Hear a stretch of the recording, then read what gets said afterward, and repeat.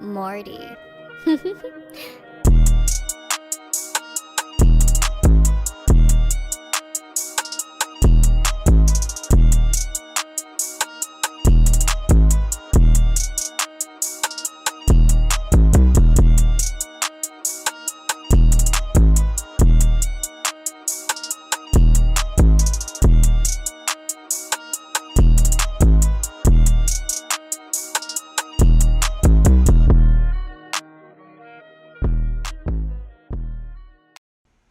Alright, sitting in the end of the gun position, we look down at ace 9 of clubs. We raise to $15 and we get a lot tighter opponent on our left to call. So that's a little alarming since we are out of position. I'm tempted to re-raise just because you're vlogging. So when he makes a comment like that, his range is going to be fairly wide here. Also because he would have just 3-betted me if he did have a strong hand. So 3 ways headed to the flop, $47 in the middle, and we just smash this flop and we land them nuts, complete nuts on the flop. It's crazy. Poker's crazy. So he checks here and I'm gonna actually set a big trap and also check, and we get the under the gun player on my left to bet $25.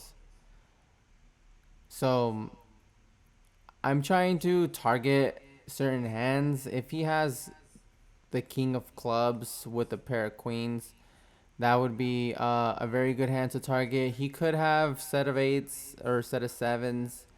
But interestingly enough, the big blind player decides to raise to $70. Or excuse me, $75. And so when he does this, I'm sure he has air here, but he could have strong hands. I'm not sure. So instead of raising here, I want the guy on my left to also call. So I'm just going to put in the call. And surprisingly, he actually folds. So that was kind of strange. So now we're heads up, me versus the other player who's a lot looser. And so we get the 4 of diamonds on the turn to appear. And now he bets out $110. So I could go for a raise here. But I also, if he does have like a straight flush draw, I do block that. You know, just for extra measures, I do keep that in mind. I just make the call. And on the river, 10 of spades appears and he jams. He just lets it rip. And I look down at my hand again and I just make the call. And he announces I was bluffing and folds his hand. So we're going to scoop this $1,000 pot. Let's go. Nice one. Thank you, bro. In the next hand, we look down at ace 10 of hearts. And we're sitting in middle position. We're going to raise to $15. And we get the same nitty player on our left to call. Now, in the previous clip, I really want to say he folded something as strong as ace queen. So, I'm a little nervous here. But we do get the small blind player to raise to $80. So I have 2 options here. I can re-raise this to 300. But I'm worried about the guy on my left. I know he won't fold. And I know the small blind player will probably fold, but I think this is a better fold than to actually call. I think raise is a better option than calling, but I don't want to raise to 300 and just blow 300 if that, and then get re-raised here. That would just be completely terrible. So the flop did come ace high and it was paired. And then the turn came another, it completes a front door flush draw. And I would have folded long ago on the flop return. And so on the river, another ace pops up. So it would have gave me a full house. But the guy on my left actually shows ace king. So he would have had me crushed the whole way down if it weren't for that ace to pop up on the river. And these are situations where you can't really get mad at, like, wow, I could have chopped this pot. But realistically speaking, I made the good fold because I was completely crushed pre-flop. But it gives me more info on this. All right, sitting in the cutoff position, it folds around to me, and we look down at King 10 of Hearts. I put in the raise for $15. We get the small blind to call and also the big blind to call.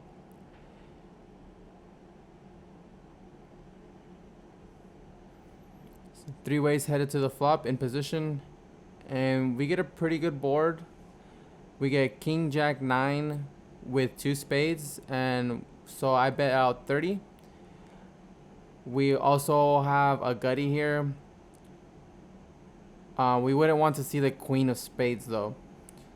So they both call, and now we're headed to the turn with 140 in the pot.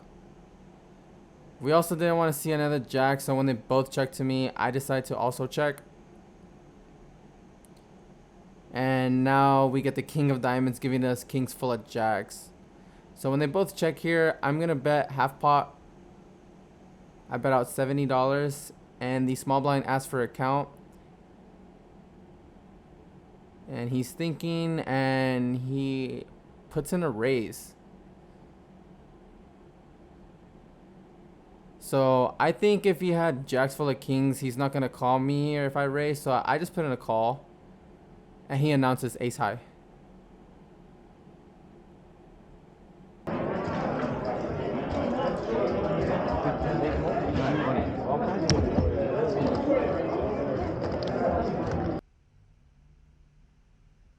Alright, so we're sitting in the big blind, and we looked down at pocket kings, and under the gun has already put in a raise. Now we're gambling.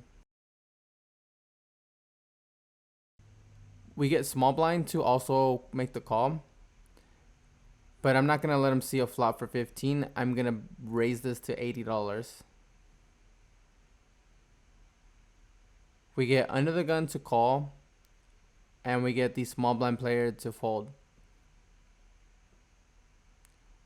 So the flop comes pretty great, giving us top set. However, we're way ahead here, so I put in a check. He also decides to check, and when the 2 of hearts appears, I expect any ace highs to be betting here, so I check one more time. And he decides to check back. So with the 5 of spades appearing here, filling me up, I decide to bet out 60. Target any pocket jacks, pocket 10s, pocket 9s, maybe some ace highs. So he snap calls and shows pocket 10s. I think we made the maximum here.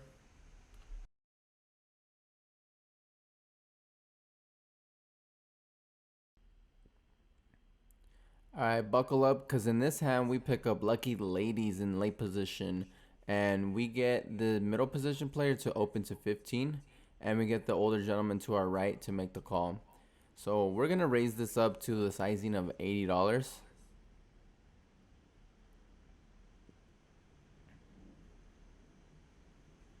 And it's going to fold back around to the older gentleman who puts in the call without giving it much thought. So right here, right now, I'm already putting him on hand something like ace king suited, maybe some smaller pocket pairs. So on a board that comes out 5, 6, 7 with 2 spades, it's not a fairly good flop, but I'm still gonna bet out 100 when he checks to me, and he's gonna make the call. So we're heading to a turn with $397 in the pot, and when the 6 of diamonds appears on the turn, it's not a good card for me either, but I also think it's insignificant. So I bet out 225.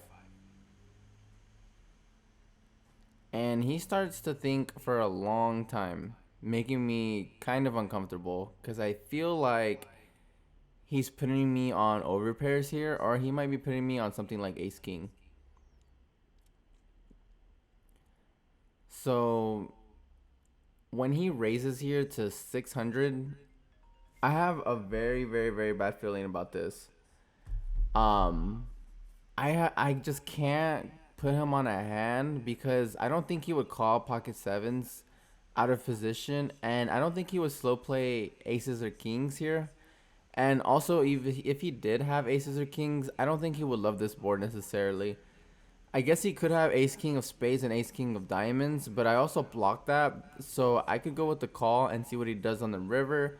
But I already know what he's gonna do on the river. He's gonna shove. So I give it some more thought, and I'm thinking, could he have called me with 8-9 suited here, and he just flopped it? I don't really necessarily think he would love raising me here with a straight with a paired board, unless he most likely knows I don't have any of that. He knows that I don't have 6-7 or 5-6, so I guess he could feel fairly comfortable with this straight here. I just don't think he would call with 8-9 suited. He doesn't really seem like that type of player, but I've heard that he's played hands like 3 deuce suited, and I've seen him play aces and kings. That's all I've seen. So as much as I want to call here, I think I'm just gonna let this one go.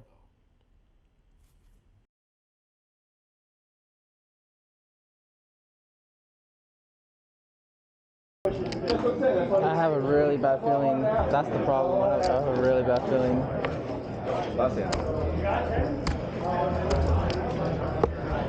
Nice bluff.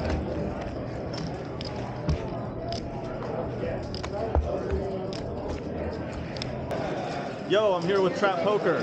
He's here at the meetup game, Resorts World with Ethan. Hopefully you had a winning session. I did. I made 600 and doubled up, so it was pretty cool. All right, man. Well, shout out to this guy. Check him out, and I'll see you guys around. What's up, guys? You guys got to check out Trap Poker's channel. I haven't checked it out yet. I'm going to be checking it out, obviously, because I'm going to be making a guest appearance in it. We'll see. We'll see how you play. All right, man. See ya. What's up, guys? I'm here at the meetup game with Rampage and Mariano. I didn't get to play with them at all, but at least I got a shout out from Mariano, so that's pretty awesome. I did play buy-in for $660, and I was able to run that up to $1290, so it's a net profit for me, and I had a lot of fun. I got some good content at least, and now I'm headed to work, so see you guys later.